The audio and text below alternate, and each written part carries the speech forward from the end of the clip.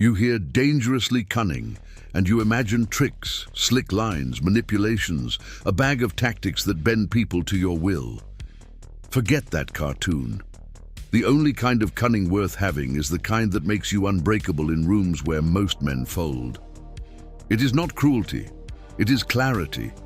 It is the kind of strategic awareness that stops you from bleeding out your power through tiny, polite leaks.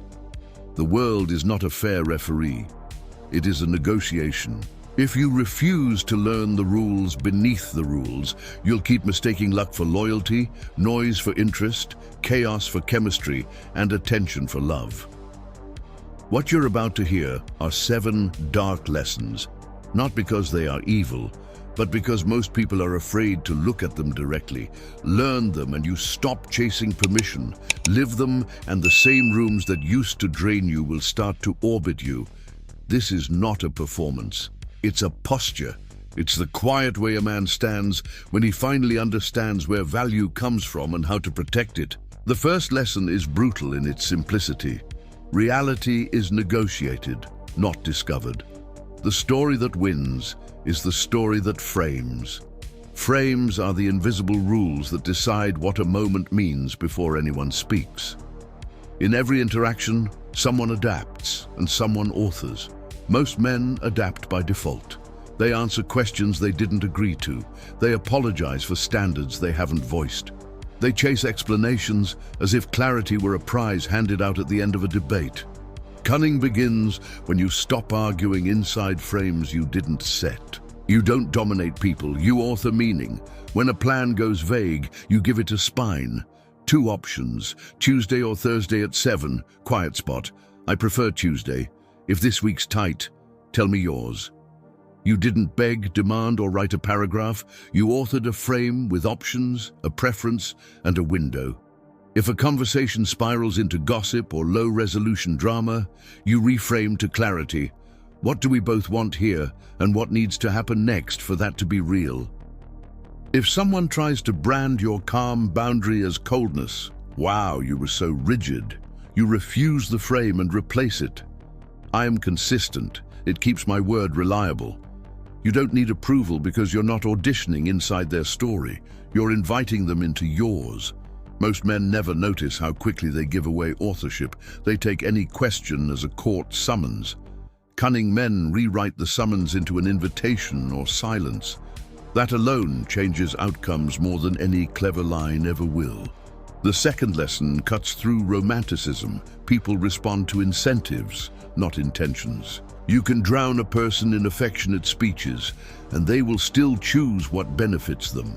Not because they're heartless, because human behavior is gravity. Incentives pull harder than adjectives. If you reward flakiness with extra chances and more effort, you incentivize chaos. If you respond to respect with access, you incentivize respect. Standards aren't slogans, they're incentive structures. You create them in 2 steps. You make the path of alignment obvious and the path of misalignment uninteresting. That means when someone invests, you multiply it. You reciprocate quickly, you propose clearly, you show up on time, you end on a high, you follow through. And when someone underinvests, you reduce access without ceremony. Not punishment, calibration. Cunning is allergic to long speeches about how adults should behave. It lets patterns educate both of you. If she cancels last minute twice, you say, I plan my week. If we're going to do this, I need confirmations the day before. Then you watch behavior, not promises. If it changes, great. If it doesn't, the incentive becomes distance. You didn't weaponize silence. You refused to subsidize misalignment. That's the real math behind attraction, business, friendship, anywhere humans are. Incentives beat opinion every day of the week. The third lesson is counterintuitive in a culture that worships more. Value is created by concentration and enforced by scarcity. Scarcity doesn't mean playing hard to get. It means being hard to interrupt. The scarcest, most magnetic thing you can offer is focused attention, given generously in moments, protected fiercely in between. The average man leaks his attention into open loops all day. checking, tapping, seeking micro hits, saying yes to every ping. He becomes abundant in all the wrong ways, endlessly reachable, constantly available, cheap to access. Cunning concentrates. He makes no his default to protect the few yes that matter. He doesn't brag about being busy. His calendar tells the truth. He guards mornings for himself, installs deep work blocks that survive mood swings, trains his body before the world asks him to carry load, and answers messages when he can be present, not whenever anxiety says so. This creates honest scarcity. It's not a trick. It's the natural outcome of a life with a spine. That scarcity multiplies the value of your yes. When you choose someone, they feel the weight of it. When you're with them, they get all of you because you're not spread across 100 tabs. People call that charisma. It isn't. It's attention management with dignity. Robert Cialdini wrote that scarcity amplifies perceived value. The counterfeit version fakes delays to seem important. The real version lives with priorities that make constant access impossible. You don't starve people of you. You starve distractions of you. That's why your presence feels expensive when it arrives. The fourth lesson is quieter, but it controls more rooms than confidence ever will. Strategic silence outperforms frantic explanation. Most men hate silence because silence asks, do you trust yourself? They don't, so they fill the gap. They explain a boundary they already stated. They overtalk a simple plan to manage perception. They answer questions no one asked. They negotiate with their own standards in public. Silence, used cleanly, is not a game. It's a mirror. You ask a real question and let it breathe. You make an observation and let it land. You propose a plan and resist adding 3 justifications. You say, no, that doesn't work for me. And you don't paste an essay after it. You give space and reveal whether the other person can co-author momentum or whether they need you to carry all of it. Strategic silence is not a punishment. It's an X-ray. It shows you the structure of the connection without your scaffolding. In negotiation, silence lets the other side empty their pockets without being prompted. In dating, it turns a conversation from a performance into a real exchange because you actually listen. In conflict, it prevents you from pledging things your nervous system can't deliver. Cunning is not the absence of speech, it's the precision of it. You'll be surprised how many doors open when you stop talking to keep them open. The 5th lesson is the one you'll wish you learned 10 years earlier. Information asymmetry is power, so collect, don't confess. This is not about hoarding secrets, it's about calibrating your reveals and multiplying your awareness. Most men speak in order to be liked. They monologue their past on date 1. They volunteer more context than the moment requires. They rush to fill what they imagine are gaps. Then they wonder why they feel overexposed and underknown. Cunning listens 80% and talks 20%. He asks questions that surface values, not gossip. What decision last year changed your direction? What did you learn the hard way and keep? Answers like those map a person's internal operating system faster than 1,000 facts. While others perform, he observes patterns. How do they handle small power, waitstaff, scheduling, attention? What do they do with a no? Do they take responsibility or outsource it? Does their calendar match their claims? He shares in slices, not data dumps. Not to be mysterious for sport, but to let trust accumulate in proportion to truth. He keeps his mission sacred. He does not promise access he can't sustain. He protects his emotional supply lines, sleep, training, deep work, quiet, so he never has to beg a stranger's attention for oxygen. In a world where everyone publishes their move before they make it, information asymmetry is not manipulation, it's maturity. You are not required to be a public diary to be authentic. You are required to be congruent. Congruence means the peace you share matches the peace you live. The 6th lesson is the steel beneath everything. Remove leverage from anyone who would misuse it. Leverage is how people move you without your consent. It lives in 4 places: your money, your mood, your schedule, and your secrets. If you are always one bill away from panic, your choices will be rented by whoever dangles relief. If your mood swings run your day, your boundaries will evaporate under pressure. If your schedule is an open pasture, anyone's urgency will stampede your priorities. If your secrets scare you, your courage will sell out in rooms where truth would free you. Cunning is not paranoia, it's preparation. Build an emergency fund, however small, so you can say no without starving. Train and sleep so your baseline isn't a fuse. Put bones in your calendar, non-negotiable blocks that carry your future, and let "I am not available then" be a complete sentence. Stop creating secrets that can be weaponized. Don't record what shouldn't exist. Don't type what you be ashamed to read out loud in front of someone you respect. Don't live a double life that needs constant cover. Reduce debt, financial and moral. Choose environments and habits that make your best self the default and your worst self expensive. Every lever you remove returns your dignity an inch at a time. The man with no panic button is rare. He's also the hardest man in the room to move against his values. The 7th lesson is the most underestimated. Game selection and timing beat effort. A cunning man doesn't try to be brilliant at everything. He becomes unbeatable at choosing. He chooses arenas where his advantages compound, contexts that reward his kind of preparation, temperament and values. He refuses games that require him to amputate the very traits that make him strong. He doesn't chase every opportunity. He picks the few that make all other opportunities easier or irrelevant. He understands sunk cost. He leaves rooms that punish excellence and feed drama. He chooses relationships where reciprocity is natural, not negotiated monthly. He plays the long games: reputation, skill stacking, health, trust, capital. He times his moves.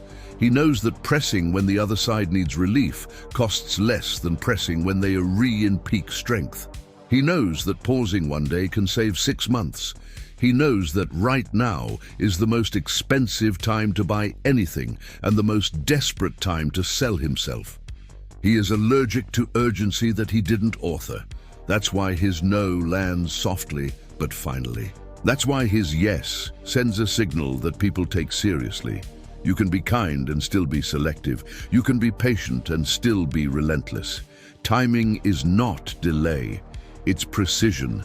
If you absorb these 7 and nothing else, your posture in the world will change. Less explaining, more authoring, less bargaining, more selection, less theater, more gravity. But let S go deeper and stitch these lessons into the fabric of your day so they stop sounding like clever sentences and start feeling like the way your body moves. Wake with a spine. Before you even touch a screen, touch a ritual. Water, light, breath, movement. 5 minutes of deliberate activity becomes the silent contract that tells your day who is in charge. You are not doing it to be impressive, you are doing it to remember. You train because your mind respects what your body can carry. You read because your mind sinks without oxygen. You set one important block of work because your future won't build itself. That first hour is not productivity theater. It's the daily referendum on whether you're an actor or an author. Authors don't wait for mood. They write anyway. Design your environment to pull you forward. Cunning men don't rely on willpower. They rig the room. Phone across the room, not on the nightstand. Training gear where your excuses have to trip over it. Kitchen that makes the clean choice the easy choice. Home screen that looks like a launch pad, not a casino. Clothes that fit your frame and context, not the trend cycle. Your immediate environment is the amplifier of your best or the salesperson of your worst. Most men never realize they're losing the day in the 20 square feet around their bed. Change that square first. The world will feel more obvious after. Speak like a man who trusts his no. Learn 3 sentences and use them until your old self stops asking for permission to have standards. No, that doesn't work for me. I'm not available then. Here are 2 windows that do. I don't do conversations where we attack each other. If we can't reset, I'm out. Your tone matters more than your words. Warm, spare, final. The first time you say them, your voice might shake. Good. That's what growth sounds like when it exits your mouth. Watch what happens when people meet your boundaries. Some will step up, some will step off. Either way, your life just got lighter. Engage like a scientist, not a savior. Ask questions designed to reveal the person, not to collect trivia. Then shut up. People will tell you who they are if you let silence warm the room. Take notes, literal or mental. Map decision patterns, not declarations. Reward honesty with presence. When you meet red flags, honor them early. The need to fix people is hunger disguised as heroism. Cunning feeds the hunger with mission, not with projects in human skin. You are building a world, not a rehab clinic for chaos. Handle distance and friction like a man who plays for October, not just April. Life will stack weeks against you. Travel, illness, deadlines. Pre-frame it. This week's heavy. I'll reach out Sunday to lock next. Then do exactly that. When conflict arrives, distinguish human moments from patterns. One snapped sentence after a brutal day. Grace, a rhythm of contempt. Boundary. In both cases, clarity first, silence second, exit last. You don't punish people with absence. You choose peace with standards. The world calls that cold because the world is used to men who buy harmony with self-erasure. You'll be called names by people who profit from your confusion. Let them. Your job is not to be understood by everyone. It's to be consistent for the few who matter, including you. Guard your reputation like a bank account that pays generational dividends. Reputation is not PR. It's what people who have nothing to gain say about you after you leave. Do the kind thing when no one is clapping. Tip well and remember names. Never brag about privacy violations. Don't even collect them. Delete what you shouldn't keep. Keep your word when nobody is watching. Show up 5 minutes early because rushing makes you sloppy and sloppiness makes you untrustworthy. Say, I was wrong, as soon as you know it's true. The internet rewards outrage. Success rewards receipts. Receipts are quiet, cumulative, and impossible to counterfeit at scale. Simplify your scoreboard. Men get lost because they measure things they can't control and ignore the things they can. You do not control replies. You control clarity and pacing. You do not control luck. You control reps. You do not control how quickly a market recognizes value. You control how quickly your skill stack grows. Pick 5 things to track that would make your week an undeniable win, even if nobody texted you back or clapped. Workouts completed, deep work hours protected, skill minutes invested, boundaries honored, sleep protected. Stack green checks. Your brain will fall in love with the feeling of keeping promises. That feeling is the fuel that makes Cunning ethical, because it frees you from trying to engineer other people. Learn to love the long arc. Friedrich Nietzsche said we tire not from effort, but from meaninglessness. Viktor Frankl showed how meaning turns suffering into structure. Erich Fromm warned that love without inner abundance turns into need, masquerading as care. Carl Jung told you to meet your shadow so it stops writing your behavior behind your back. These aren't quotes to post, they're roads to walk. Meaning makes the dark lessons clean. Without meaning, cunning curdles into manipulation. With meaning, cunning becomes stewardship of your time, your energy, your attention, your word. Now, let Yes put all 7 lessons to work in a single scene you deliver 100 times in the next year. You meet her at a friend's dinner. Old you performs. Cunning you observes and authors. You make a specific observation about something she said. Proof you were present, not scanning. You ask a question that invites a real answer. You let 2 beats of silence stand. You're not performing, you're present. When the moment is warm, you exit before it decays. Later, you send one message that advances the story. Tuesday or Thursday at 7. There's a place with a quiet corner. I prefer Thursday. No emojis to pad your fear, no paragraphs to manage her perception. If she mirrors investment, you move. If she replies with vague maybes twice, you pivot back to your mission without rancor. Incentives, not intentions. On the date, your attention is concentrated. Phone away, eyes anchored, curiosity alive. You talk values, not resumes. You read small behaviors as data, not destiny. You end on a high. If the moment asks, you meet it. If it doesn't, you don't force a milestone to feel like a man. Scarcity is honest because tomorrow's morning is funded. There's no pressure to harvest tonight. Between dates, you resist drip-feeding reassurance because anxiety is loud. You send fewer, richer messages. You propose, you invite, you live. Silence becomes an X-ray, not a threat. If conflict appears, you hold a frame. I'm in if we talk, not attack. If it holds, good. If it doesn't, you exit clean. Leverage removed, reputation intact, calendar ready to serve your mission. In work, the play is the same. You pick games where your edge compounds. You set frames in emails that usually devolve into mess. Decision needed by Friday. 2 viable options below with my recommendation.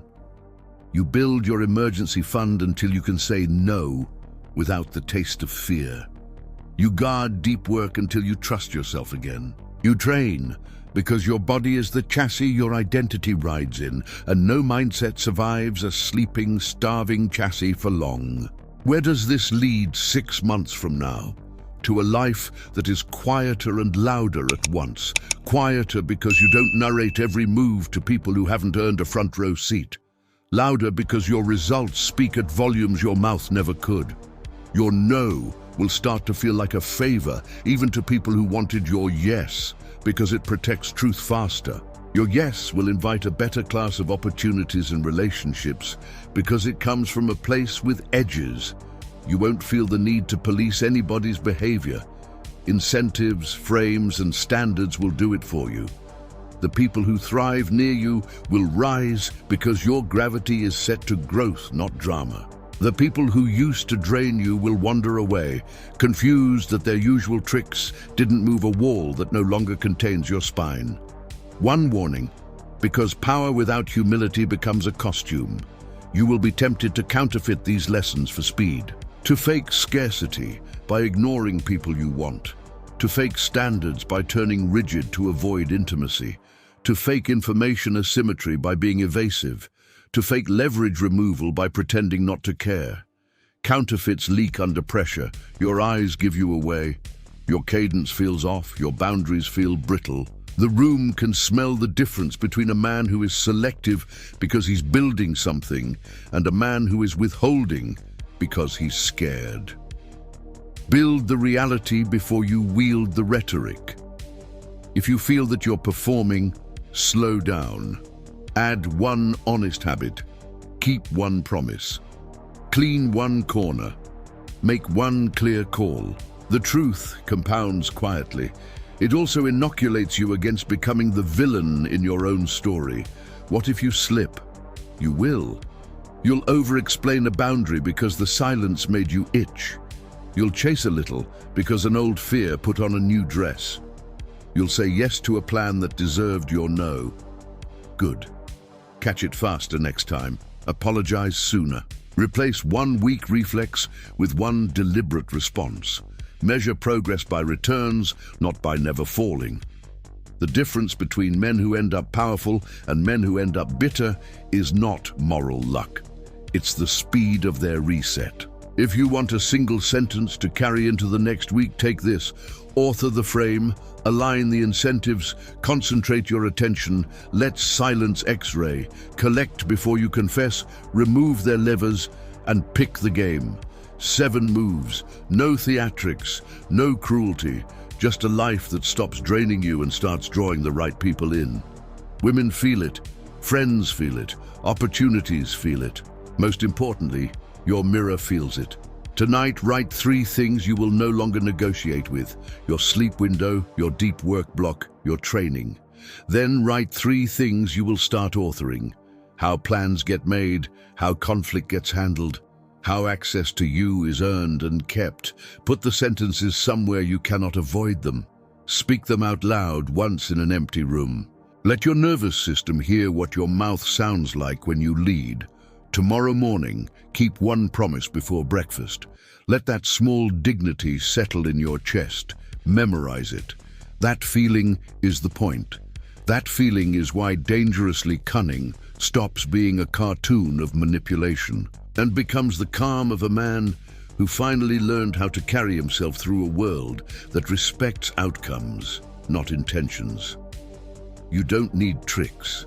You need truth and the courage to live it when your insecurities are loud. The world will keep throwing noise at you, begging you to forget the structure that actually works. Frames, incentives, scarcity, silence, asymmetry, leverage, selection. 7 dark lessons. Learn them and you won't have to announce a thing. You'll walk into rooms and the rooms will tell you who's ready to meet you where you live, and you'll smile, not because you beat anyone, but because you finally stopped losing to yourself.